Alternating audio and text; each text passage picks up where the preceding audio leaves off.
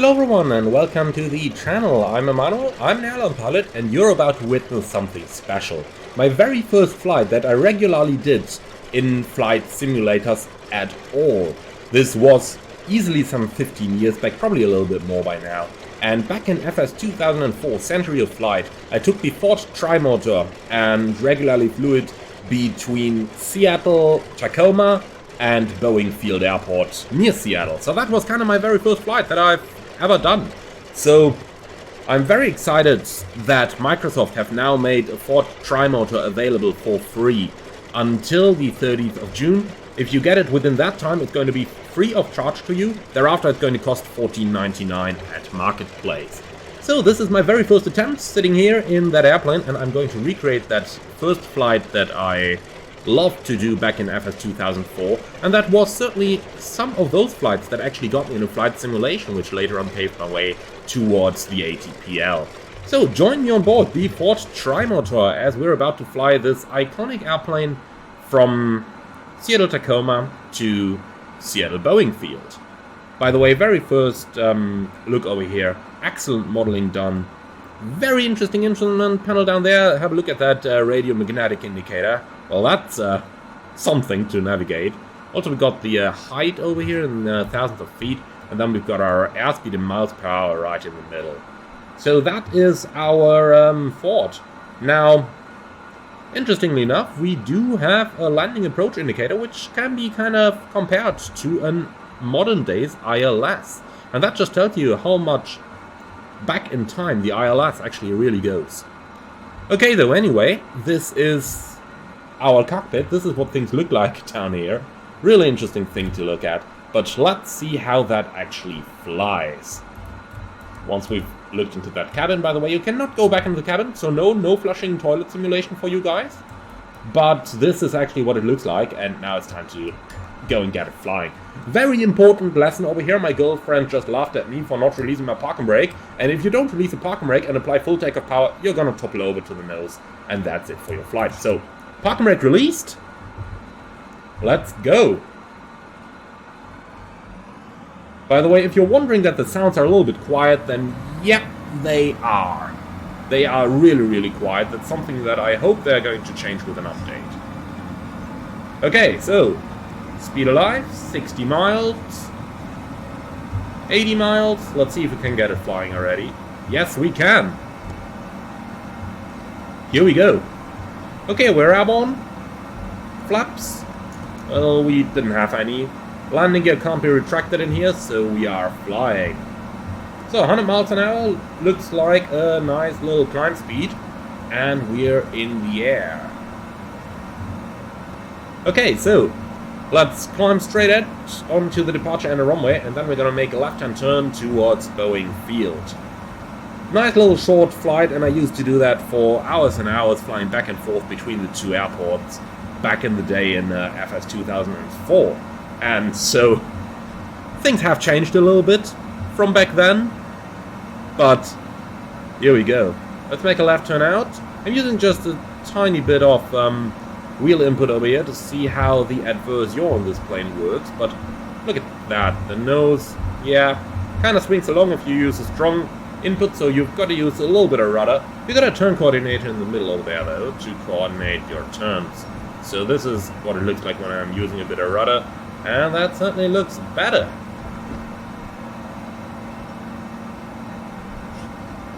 Alright, from all the modern Airbus stuff, where I'm just about clicking theory questions saying like, oh yeah, everything is combined in side stick, you don't need to do anything, to this.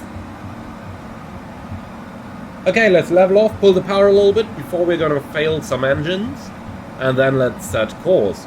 Renton Field, where they built the 737s, is straight ahead of us, but we aren't gonna go there today. We are gonna go to Boeing Field, which is just out here on the left-hand side already. Okay, so we are... well, we can already start our descent, but is there any maximum speed indication listed on here? No, there isn't. I suppose this means go as fast as you can before your wings come off.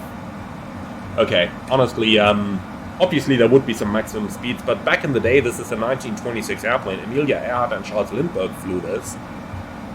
Back in the day, there simply weren't such markings painted on the instruments. Anyway, I'm at almost full throttle right now. You can see there's just a tiny bit more power available. And we're flying roughly 110 miles an hour. Let's just go full power. It is going to blow the engines if we do this for too long. That's totally out of question.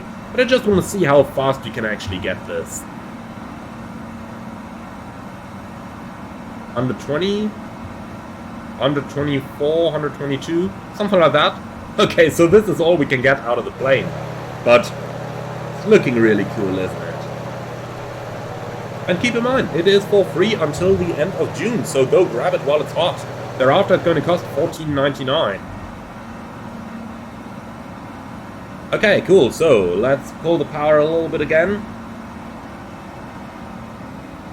By the way, really stable handling of the plane over here. So I'm really happy with that. I barely have to do something on the stick, but if you look at that wing, then you can certainly see why it is so stable. Back in the day, where there were no fly-by-wire and nothing the likes, the airplane manufacturers really put a lot into getting those aircraft as stable as possible in order to enhance safety. Okay, so on the right-hand side we got Renton Field, where all the 737s are built. And then obviously on the left-hand side we got Boeing Field. Now, I'm a little bit high for the approach right now, so what we're going to do is we'll fly a little orbit over here. By the way, this is idle thrust right now. This is kind of what you get out of it. As you can see, the plane descends just as well as it climbs, a tiny bit more. By the way, just for the record, no flaps or anything the likes on this aircraft. But then again, we are descending rather nicely over here, so that doesn't seem to be needed. If you look at the profile of those wings, then you can certainly see... There you go, if you look at that, you can certainly see why this thing is creating a huge lot of lift. So, you probably won't need any flaps or anything the likes. Okay then. Let's continue our base turn, see once we can see that runway. There it comes into view. Okay, right base.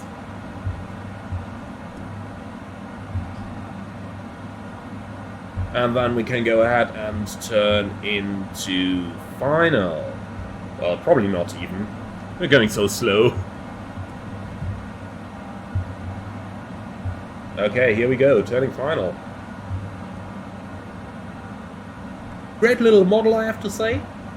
And I do really like the wear and tear they put into this, which is not a lot. Except for a couple of those, except for the parking brake lever and the control column. But I have to say I really like it that way, because it makes you feel like you are flying an airplane like they actually flew it back in the day, and not a museum piece from nowadays. Okay then, getting a little bit fast, let's go to idle power. I'm trying to aim it somewhere around 80 miles or so. Probably way too fast, but it's been a little while since I've flown these things, so let's be better safe than sorry.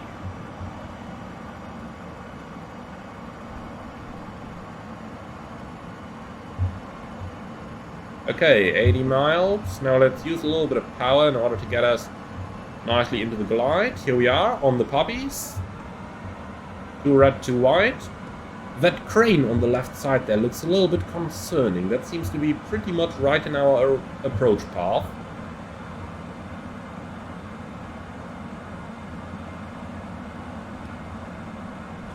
I might have to deviate a little bit upwards, but no, seems just fine. Too close for comfort, to be honest, but we're getting clear of this. And if you think about it, they actually flew like this back in the day. Okay, here we go. Back into the poppies, and now comes the first landing. And most importantly, the challenge after the landing, not to make it topple onto the nose. My girlfriend's sitting here behind me, ready to start laughing, so... Okay. Pull the power. And a little bit of a flare. Okay, we're down. Okay, start braking. I'm on full brakes right now. Full aft elevator. Pull it back up. And here we go. Tail wheel is down. And that's it. Welcome to Boeing Field. Alright, this is where I'm going to leave you with it. The plane is available for free in Marketplace until the end of June 2023.